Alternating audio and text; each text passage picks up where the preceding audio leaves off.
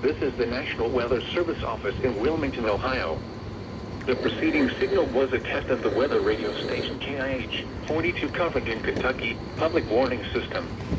During potentially dangerous weather situations, specially built receivers can be automatically activated by the signal to warn of the impending hazard. Tests of the signal and receiver's performance are normally conducted by the National Weather Service between 11 a.m. and noon each Wednesday. If there is a threat of severe weather, the test will be postponed to the next available good weather day. Reception of this broadcast, and especially the warning alarm tone, will vary at any given location.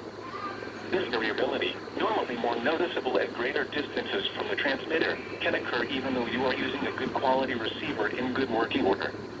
The warning alarm tone will be activated for hazardous watches and warnings for the following counties in Ohio: Brown, Butler, Claremont, Clinton, Hamilton, Highland, and Warren.